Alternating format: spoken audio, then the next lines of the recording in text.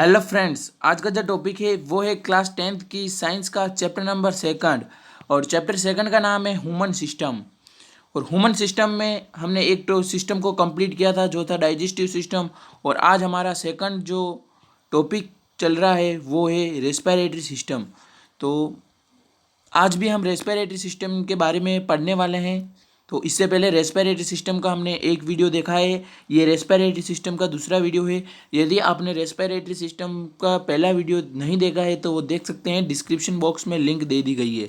यदि आप उस वीडियो को देख लोगे तो रेस्पिरेटरी सिस्टम आपका उस वीडियो में ही कंप्लीट होने वाला है। ठीक है, तो उसमें हमने पूरा रेस्पिरेटरी सिस्टम का ओवरव्यू देखा था। तो अब हम रेस्पिरेटरी सिस्टम के जो ऑर्गन है, ठीक है, तो उनके बारे में पढ़ेंगे। तो यदि आपने डाइजेस्टिव सिस्टम नहीं पढ़ा है, क्लास 10th की साइंस का फर्स्ट चैप्टर फर्स्ट नहीं पढ़ा है, फूड एंड ह्यूमन हेल्थ, तो ये भी आप जो है वो स्टारलाइट एजुकेशन से पढ़ सकते हैं, जो कि इन सभी वीडियो का डिस्क्रिप्शन बॉक्स में लिंक दे दिया गया है।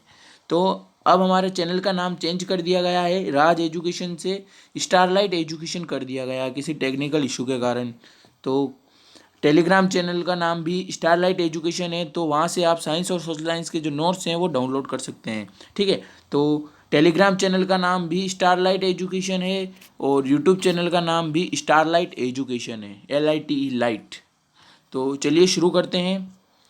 तो रेस्पिरेटरी सिस्टम का हमने पिछले वीडियो में इंपॉर्टेंस देखा था कि रेस्पिरेटरी सिस्टम का क्या इंपॉर्टेंस है, रेस्पिरेटरी सिस्टम नहीं होता तो क्या हम जीवित रह पाते, क्या इंपॉर्टेंस है। देखो, वैसे मैंने बताया है पर वापस बताता हूँ। हमारी बॉडी में हमारी जो सेल्स होती है, हमारी बॉडी छोटी छोटी सेल से मिलकर बनी है। ठीक है, तो सेल से वापस एक ऑर्गन बनता है। तो जो सेल्स हैं, जो ऑर्गन की जो यूनिट है या हमारी बॉडी की जो यूनिट है सेल, उसको किसकी ज़रूरत होती है, एनर्जी की ज़रूरत होती है। जो हमारी बॉडी में ऑर्गन की जो सेल होती है उनको एनर्जी की ज़रूरत होती है। यदि एनर्जी नहीं मिलेगी तो वो एक्टिव नहीं हो सकेगी, एक्टिव नहीं हो पाएगी। और वो एक्टिव नहीं हुई तो हम एक्टिव नहीं पर रह पाएंगे और हमारी डेथ हो जाएगी। तो हमारा सेल का एक्टिव रहना बहुत ही ज़रूरी है। इसका मतलब हमारी जो सेल्स है उनके लिए एनर्जी बहुत ही आवश्यक है, बहुत ही महत्वपूर्ण है। तो ये एनर्जी हमें कहाँ से मिलती है, ये एनर्जी कहाँ से मिलती है, वही बात। तो एनर्जी हमें मिलती है, एक तो हमें मिलती है फूड से। किससे, फूड से। और एक हमें मिलती है ऑक्सीजन से।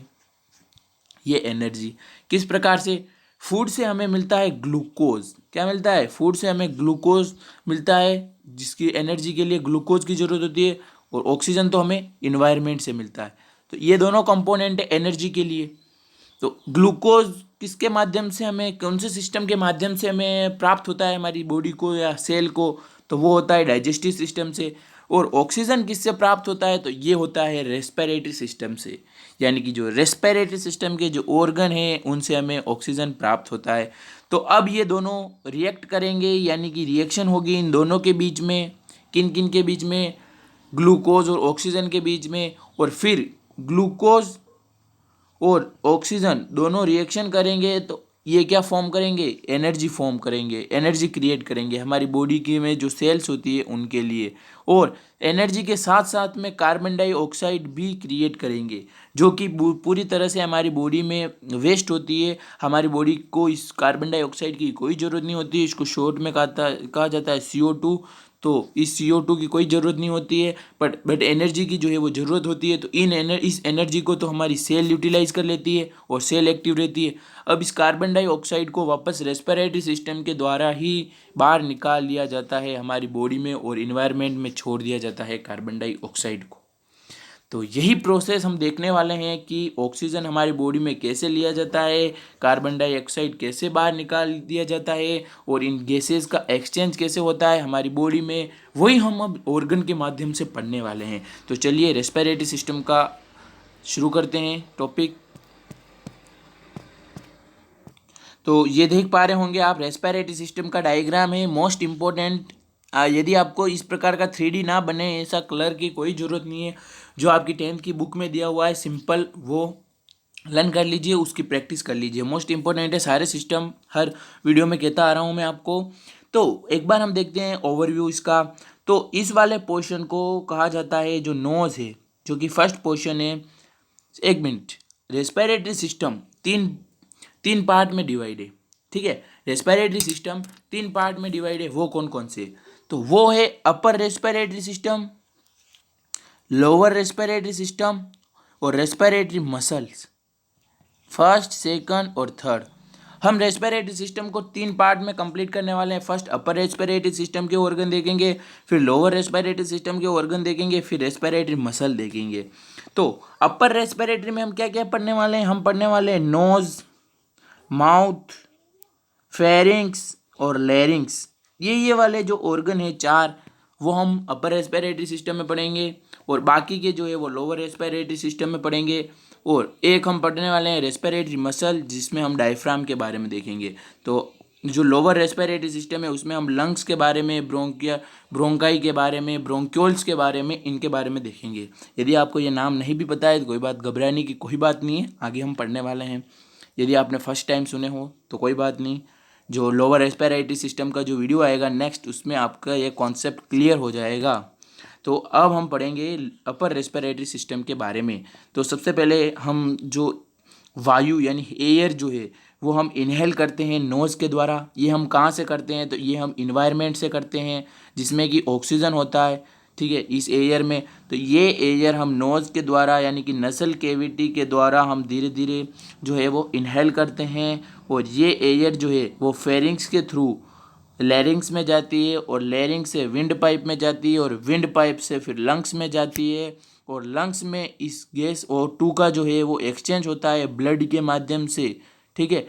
और ब्लड जो होता है वो यहाँ से डिफरेंट डिफरेंट ऑर्गन तक इस ऑक्सीजन को कैरी करता है, यानी कि सेल तक पहुँचाता है ब्लड इन दोनों लंग्स से। ये दोनों लंग्स जो है वो सेम, जितना ये लंग्स काम कर रहा है उतना ही ये लंग्स काम करता है, ठीक है। और लंग्स के ऊपर, लंग के प्रोटेक्शन के लिए ये रिबकेज होती है, ठीक है। इनको रिबकेज कहा जाता है। ये हड्डियाँ जैसा बोन लाइक स्ट्रक्चर होता है जो कि बहुत सॉफ्ट होती है। ये सी शेप्ड की रिंग्स होती है, ठीक है, ये सी शेप्ड की। तो ये जो होते हैं वो प्रोटेक्शन करता है लंग्स का। जब हम सोते हैं तब कुछ डैमेज ना हो लंग्स, तो इसीलिए ये रिबकेज होती है, इनको रिबकेज कहा जाता है। ये सी शेप की जो रिंग है वो दोनों तरफ होती है। तो डायफ्राम ये है राइट लंग, लेफ्ट लंग, ठीक है। और लैरिंग्स, ट्रेकिया, विंड पाइप को ट्रेकिया भी कहा जाता है। और ये हो गई ओरल कैविटी, ये हो गया नोस्ट्रल। नोस्ट्रिल्स किसको कहते हैं? तो नोस्ट्रिल जो हमारे जो नोज है इसकी बाहर की जो ओपनिंग है छेद टाइप, उसको कहा जाता है नोस्ट्रिल, ठीक है। तो चलिए हम आगे बढ़ते हैं। तो चलिए शुरू करते हैं। क्लास 10 की जो बुक में दिया हुआ है वो पढ़ते हैं line to line. The human respiratory system is series of organ responsible for taking in oxygen and expelling carbon dioxide. यानी कि ह्यूमन रेस्पिरेटरी सिस्टम हम किसको कहेंगे? किसको हम ह्यूमन रेस्पिरेटरी सिस्टम कहेंगे? तो ऐसे ऑर्गन जो कि ऑक्सीजन को हमारी बॉडी में लेने का और कार्बन डाइऑक्साइड को हमारी बॉडी से बाहर निकालने का काम कर रहे हैं। वापस बताता हूँ कि ऐसे ऑर्गन जो हमारी बॉडी में ऑक्सीजन को लाने का काम कर रहे हैं और ऐसे ऑर्गन जो कि कार्बन डाइऑक्साइड को हमारी बॉडी से बाहर निकालने का काम कर रहे हैं, उन्हीं ऑर्गन्स को यदि हम मिलाएं, जितने भी ऑर्गन हैं, तो उन्हीं ऑर्गन्स के जो ग्रुप है, उन्हीं ऑर्गन के ग्रुप को हम रेस्पिरेटरी सिस्टम कहते हैं, यानी कि श्वसन तंत्र कहते हैं। जो ऑर्गन ऑक्सीजन को ले हमारी बॉडी में लेने का और कार्बन डाइऑक्साइड को हमारी बॉडी से बाहर निकालने का काम कर रहे हैं, उन्हीं ऑर्गन के ग्रुप को हम रेस्पिरेटरी सिस्टम कहते हैं, ठीक है।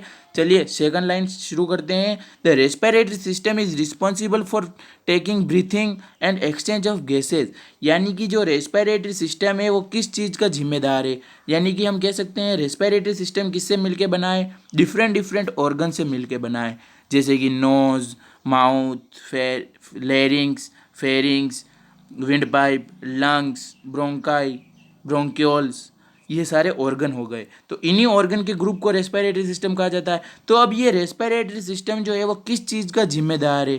तो वो है ब्रीथिंग, यानी सांस लेना और सांस बाहर निकालने का जिम्मेदार है। ये सारा काम जो है वो रेस्पिरेटरी सिस्टम का होता है कि सांस को शरीर में लेना और सांस को शरीर से बाहर निकालने का काम जो है वो रेस्पिरेटरी सिस्टम का है, यानी ये जिम्मेदार है रेस्पिरेटरी सिस्टम। ऐसा थोड़ी है कि सांस लेने में डाइजेस्टिव सिस्टम जिम्मेदार है या नर्वस सिस्टम जिम्मेदार है, नहीं। तो रेस्पिरेटरी सिस्टम किस चीज़ का जिम्मेदार है? सांस को लेने में, यानी कि कह सकते हैं हम शॉर्ट में ब्रीथिंग, ठीक है, इतना याद रखो कि। और एक्सचेंज ऑफ गैसेज, यानी कि जो गैसेज हमारी बॉडी में एक्सचेंज हो रही है, जैसे हम O2 ले रहे हैं और CO2 बाहर निकाल रहे हैं, ठीक है, और ये O2 जो है वो ब्लड के माध्यम से हमारी सेल तक जा रही है और सेल से CO2 जो है हमारे लंग्स तक आ रहा है। तो ये एक्सचेंज हो रहा है हमारी बॉडी में गैसेज का, तो इसका भी जिम्मेदार कौन है? रेस्पिरेटरी सिस्टम ही है, यानी कि रेस्पिरेटरी सिस्टम के ऑर्गन ही ऐसा काम कर रहे हैं गैसेज को एक्सचेंज करने का, ठीक है। आ गया रेस्पिरेटरी सिस्टम।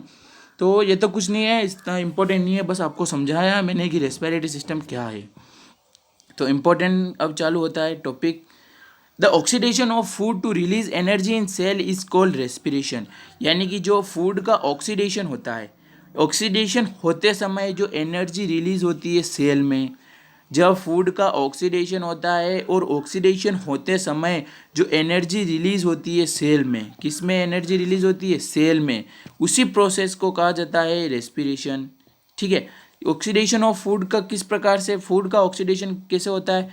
फूड का जैसे कि ग्लूकोज और ऑक्सीजन जब रिएक्ट करते हैं, ठीक है, और एनर्जी फॉर्म करते हैं, क्या फॉर्म करते हैं? एनर्जी फॉर्म करते हैं। ये दोनों जब रिएक्ट करते हैं तब एनर्जी फॉर्म करते हैं, तो इन्हीं के रिएक्शन को कहा जाता है ऑक्सीडेशन ऑफ फूड।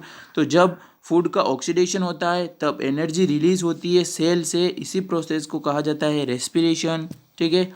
तो the energy is stored in ATP in the form of ATP, और जो एनर्जी रिलीज होती है इनके रिएक्शन के समय, तो वो किस फॉर्म में स्टोर होती है? ATP की फॉर्म में स्टोर होती है। The exchange of gases occur through blood, और जो हमारी बॉडी में गैसेज का एक्सचेंज होता है, आगे बात समझ में, एक्सचेंज यानी कि O2 और CO2 का जो एक्सचेंज होता है, O2 हमारे शरीर में आ रही है, हमारी बॉडी में आ रही है, CO2 हमारी बॉडी से बाहर निकल रही है, तो ये सब एक्सचेंज हो रहा है हमारे लंग्स में।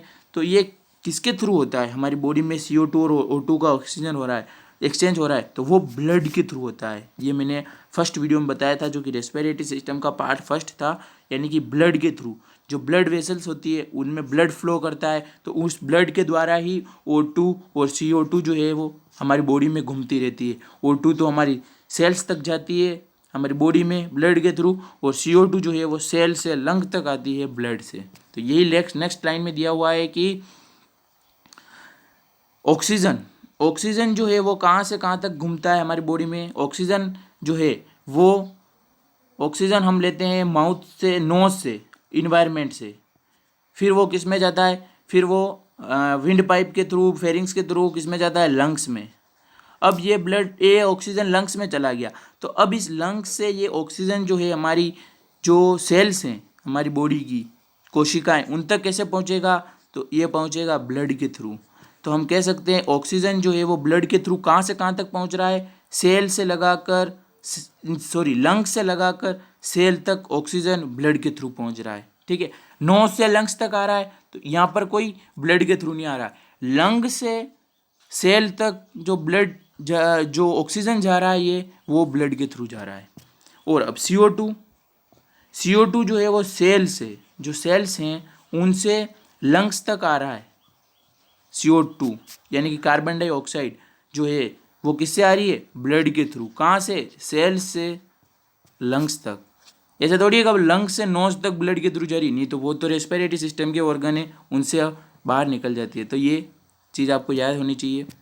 तो आ गया होगा आपको समझ में। तो रेस्पिरेटरी सिस्टम की अब हम डेफिनेशन देखते हैं सिंपल, जो कि ये लिख सकते हैं यदि 1 नंबर में क्वेश्चन पूछ ले तो।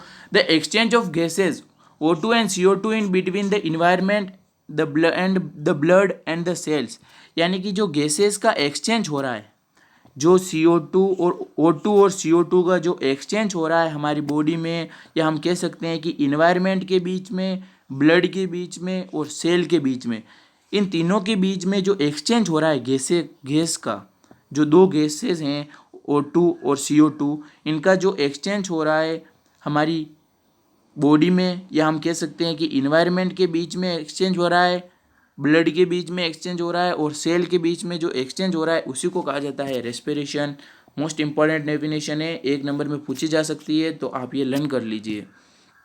वैसे आपको समझ में आ गई होगी, मैंने फर्स्ट लेक्चर में भी बताई थी। रेस्पिरेटरी सिस्टम का जो इंट्रोडक्शन था उसमें मैंने फुल कॉन्सेप्ट आपको बताया था रेस्पिरेशन इस चीज़ का। तो आप यहाँ पर एक डेफिनेशन और देख सकते हैं रेस्पिरेशन सिस्टम की, जो कि आपको ये लर्न करनी है। तो चलिए शुरू करते हैं। ह्यूमन रेस्पिरेटरी सिस्टम के ऑर्गन की बात करते हैं। अब ह्यूमन रेस्पिरेटरी सिस्टम के ऑर्गन की बात आती है तो ह्यूमन रेस्पिरेटरी सिस्टम 3 पार्ट में डिवाइड है। First upper respiratory, second lower respiratory और थर्ड है respiratory muscles.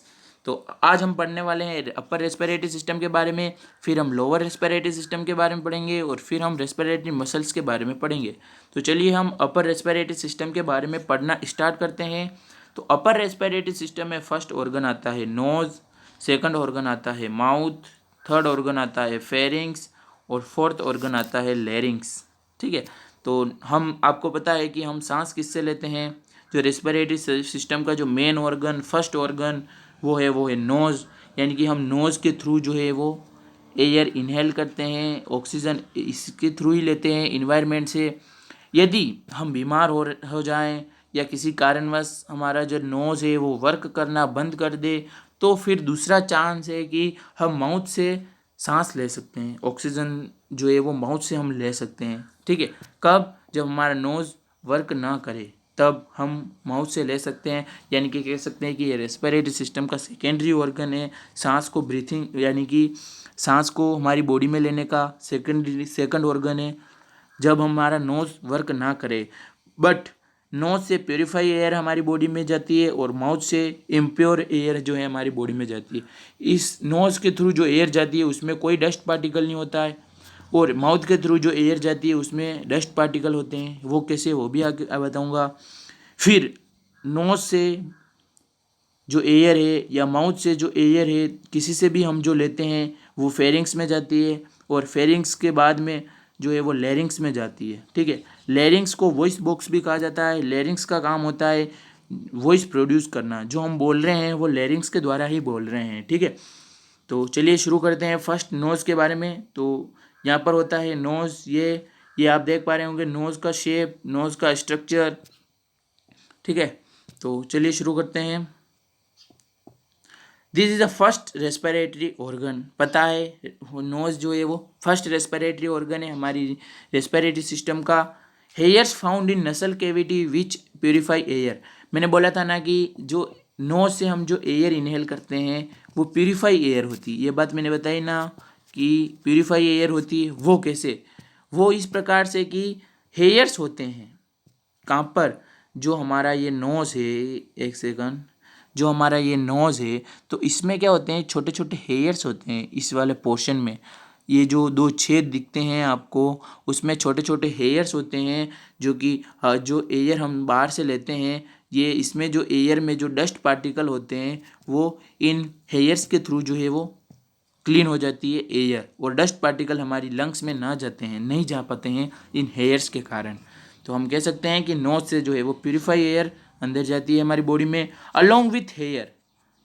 मक्कस is also present in nasal cavity work like air filter. और जो हेयर है उसके साथ में मक्कस भी प्रेजेंट होता है। मक्कस एक प्रकार का हम कह सकते हैं कि लिक्विड पदार्थ होता है, तरल पदार्थ होता है।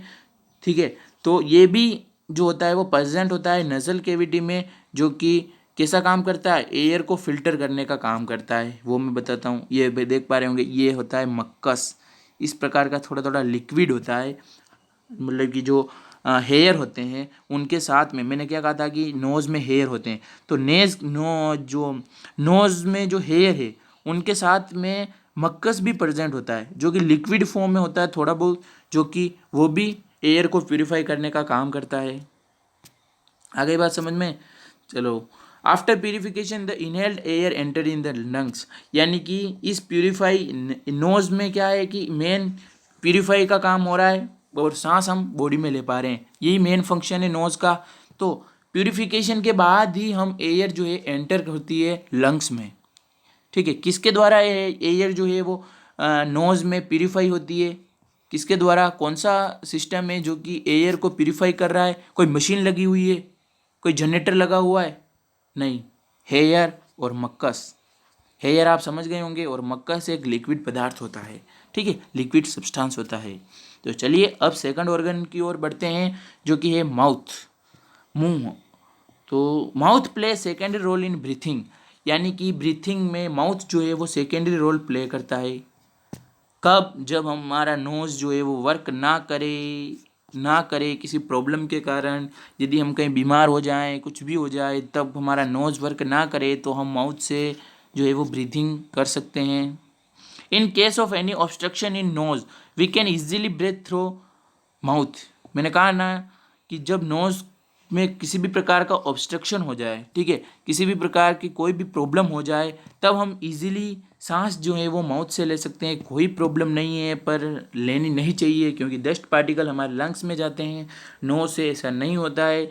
However the air which enter through lungs mouth is not pure as entering through nose. बता दिया मैंने कि जो हम माउथ से एयर को इनहेल करते हैं या हम हमारी बॉडी में लेते हैं, वो प्यूरिफाई एयर नहीं होती है। कौन सी एयर नहीं होती है? प्यूरिफाई एयर नहीं होती है, जो कि एयर हमारे लंग्स को ख़राब कर सकती है, ठीक है। तो जितना हो सके उतना नोज से ही लेना है। वैसे सब नोज से ही लेते हैं, पर माउथ से तब ली जाती है सांस जब हमारा नोज वर्क ना करे तब। तो आपको याद रखना है कि माउथ से जो है वो इम्प्योर एयर हमारी बॉडी में जो है वो एंटर करती है और नोज से प्योरीफाई एयर जो है वो एंटर करती है। तो चलिए अब हम थर्ड ऑर्गन की ओर बढ़ते हैं। सबसे पहले जो एयर है वो नोज के थ्रू कहाँ पर आएगी? ये नोज है, ये नोज में एयर आएगी। एयर कहाँ से आएगी? इन्वायरमेंट से आएगी। और इस एयर में कौन सा सब्सटेंस प्रेजेंट होगा? वो होगा O2, यानी O2 एक गैस है जो कि प्रेजेंट होती है एयर में, और ये एयर जो है हमें इन्वायरमेंट से मिलती है, और ये एयर हम इनहेल करते हैं नोज़ के द्वारा। अब नोज़ के बाद में जो ये एयर है वो फेरिंग्स में जाती है, ठीक है। तो हम फेरिंग्स का ये देख पा रहे होंगे डायग्राम, ये है नज़ल कैविटी। ये ऐसे हम एयर को इनहेल करते हैं और नज़ल कैविटी ख़त्म होने के बाद फेरिंग्स चालू होती है, और ये एयर जो है वो फेरिंग्स से धीरे धीरे विंड पाइप में जाती है। और विंड पाइप के ऊपर एक एपिग्लोटिस होती है। ये मैंने डाइजेस्टिव सिस्टम में भी बताया था कि ये एपिग्लोटिस क्या करती है कि जब हम खाना खाते हैं, ओरल कैविटी से जब हम फूड इंटेक करते हैं, यानी जब खाना खाते हैं, तब ये जो एपिग्लोटिस होती है वो क्या होती है? क्लोज हो जाती है जब हम खाना खाते हैं। तो ये क्लोज क्यों होती है एपिग्लोटिस? ये क्लोज इसलिए होती है कि जो फूड लिया है हमने ओरल कैविटी से या कह सकते हैं माउथ से, वो हमारी विंड पाइप में ना चला जाए। यदि आपने खाना खाया है और वो यदि विंड पाइप में चला गया है, फूड विंड पाइप में चला गया, तो आपकी मौत भी हो सकती है यदि वो ज़्यादा तक नहीं निकले तो, ठीक है। यानी कि बहुत सीरियस प्रॉब्लम हो सकती है, डेथ हो सकती है यदि ज़्यादा देर खाना इस विंड पाइप में फंस जाए तो। इसीलिए हमारे बड़े जो होते हैं हमारे परिवार में या कोई भी, वो कहते हैं कि खाना खाते समय हमें बोलना नहीं चाहिए, ठीक है। तो नहीं बोलने का रीज़न यही है कि ये एपिग्लोटिस काम करना बंद कर देती है। जब हम बोलते हैं तब ये वर्क करना बंद कर देती है कभी कभी। तो ये फूड जो होता है वो इस विंड पाइप में चला जाता है, तब हमारी डेथ भी हो सकती है, ठीक है। और जब ये ऐसा होता है तब आपको पता होगा, आप पानी मांगते हो, ठीक है, खांसी आने लग जाती है। तो आपको ध्यान रखना है कि खाना खाते समय बोलना नहीं है और खाने पर ही फोकस करना है, चुपचाप खाना है। फेरिंग्स थर्ड ऑर्गन है। फर्स्ट हमने पढ़ा माउथ नोज के बारे में, और फिर हमने पढ़ा माउथ के बारे में। अब पढ़ते हैं फेरिंग्स के बारे में। तो buccal cavity open in funnel shape cavity called pharynx. जो बक्कल कैविटी या ओरल कैविटी या माउथ कैविटी, ठीक है, इन तीनों नाम हम दे सकते हैं। इस बक्कल कैविटी का हो, माउथ कैविटी का हो या ओरल कैविटी का हो, ये जो है वो ओपन हो रही है फनल शेप में, ठीक है। फनल शेप में ओपन हो रही है, यानी कीप आकार में जो है वो ओपन हो रही है, खुल रही है। वहीं से फेरिंग्स स्टार्ट है, या उसी को कहा जाता है फेरिंग्स, जहाँ से ये ओपन हो रही है। तो फेरिंग्स का क्या काम है? Through pharynx food goes to esophagus और food pipe and air goes to windpipe and trachea. Pharynx के द्वारा ही फूड जो है वो इसोफेगस में जाता है और एयर जो है वो विंड पाइप में जाती है। यहाँ पर आप कंफ्यूज मत होना कि इसोफेगस या फूड पाइप एक ही बात है, या विंड पाइप या ट्रेकिया एक ही बात है, ठीक है। तो इसोफेगस से क्या हो रहा है, सॉरी फेरिंग्स से क्या हो रहा है, फूड जो है वो तो इसोफेगस में जा रहा है और एयर जो है वो कहाँ जा रही है, विंड पाइप में। बस इतना सा याद रखना है। और ये एक ऐसा पोर्शन है हमारी पूरी बॉडी में फेरिंग्स, जहाँ पर खाना भी आके मिलता है और एयर भी आके मिलती है। यहीं से इनका कॉमन पाथ है, यहीं से जाते हैं दोनों, इसी रास्ते से। ऐसा पहला पार्ट है जो ऐसा, ये फर्स्ट पार्ट है पूरी बॉडी में, जहाँ पर एयर भी इसी रास्ते से जाती है और फूड भी इसी रास्ते से जाता है। कॉमन पाथ है डाइजेस्टिव सिस्टम और रेस्पिरेटरी सिस्टम का। अब फेरिंग्स के पार्ट देखते हैं, तो नेसोफेरिंग्स, ओरोफेरिंग्स, लैरिंगोफेरिंग्स या हाइपोफेरिंग्स, 3 पार्ट है, याद कर लीजिए।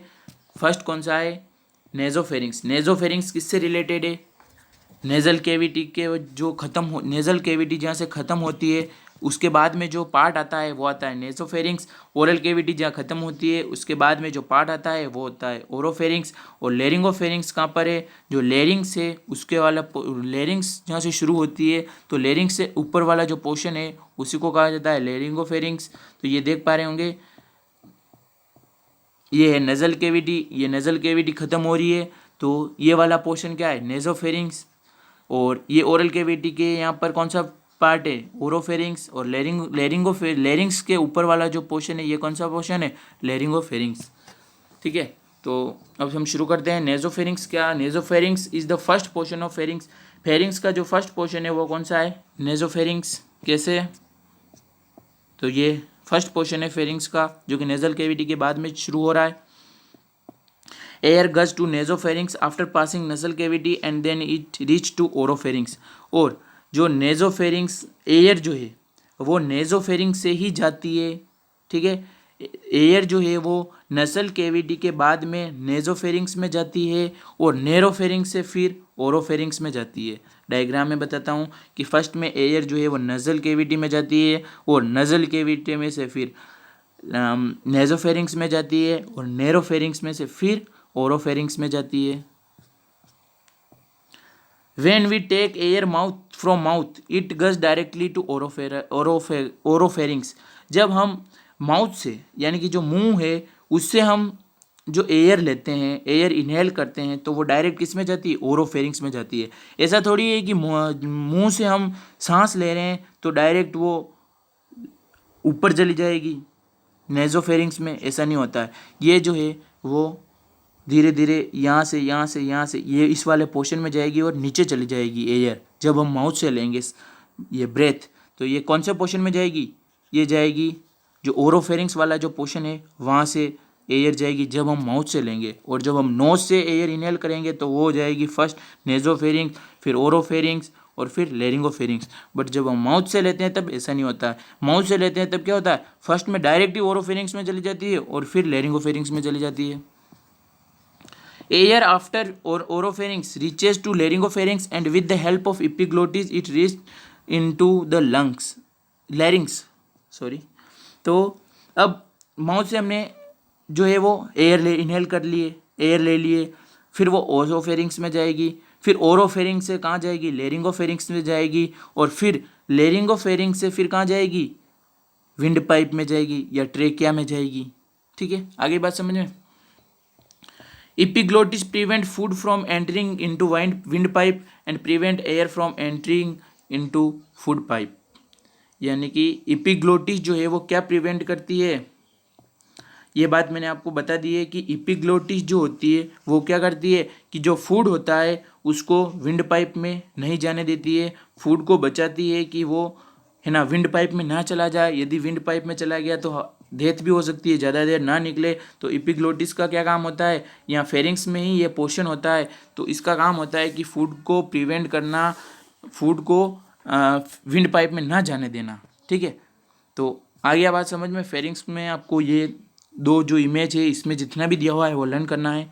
तो अब हम पढ़ते हैं फोर्थ सिस्टम की ओर या फोर्थ पार्ट की ओर, जो कि है लैरिंग्स, ठीक है। लैरिंग्स जो है वो इस पोजीशन पे होता है। लैरिंग्स के बाद में जो है वो विंड पाइप शुरू होती है, या लैरिंग्स को वॉइस बॉक्स भी कहा जाता है, साउंड बॉक्स भी कहा जाता है, ठीक है। इस प्रकार का इसका स्ट्रक्चर होता है। इतना यहाँ याद करने की कोई ज़रूरत नहीं है, आप बस स्ट्रक्चर देख सकते हैं लैरिंग्स का। और लैरिंग्स से ऊपर क्या होती है, एपिग्लोटिस होती है, ठीक है। अब ये एपिग्लोटिस से ऊपर क्या होता है, तो एपिग्लोटिस से ऊपर फेरिंग्स होती है। तो अब हम लैरिंग्स के बारे में पढ़ लेते हैं, वीडियो ज़्यादा लंबा हो गया है। It connect the pharynx with the trachea, और जो फेरिंग्स और जो लैरिंग्स, it is connected the pharynx with the trachea, यानी कि जो लैरिंग्स जो होती है वो किससे कनेक्ट होती है, ऊपर की ओर तो फेरिंग्स से, और नीचे की ओर ट्रेकिया से यानी विंड पाइप से।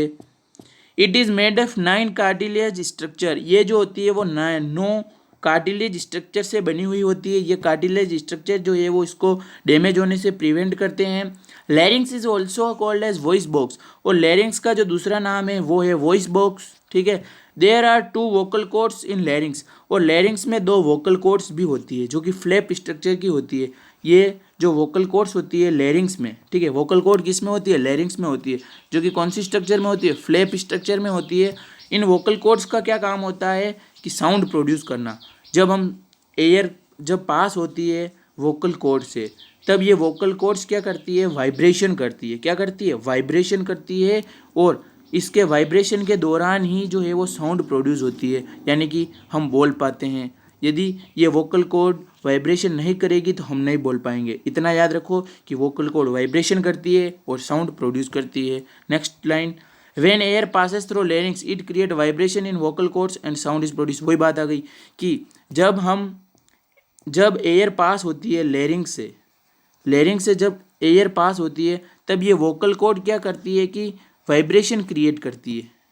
जब लैरिंग से एयर पास होती है तब ये वोकल कॉर्ड्स जो होती है, वोकल कॉर्ड्स वो क्या प्रोड्यूस करती है, वाइब्रेशन क्रिएट करती है या वाइब्रेशन प्रोड्यूस करती है, जिससे कि साउंड प्रोड्यूस होती है। वाइब्रेशन के कारण साउंड प्रोड्यूस हो रही है, तो हम बोल पा रहे हैं, वो किसके कारण बोल पा रहे हैं, वोकल कॉर्ड के वाइब्रेशन के कारण। यदि वोकल कॉर्ड वाइब्रेशन करना बंद कर दे तो हम नहीं बोल पाते हैं, ठीक है। तो आज के लिए बस इतना ही।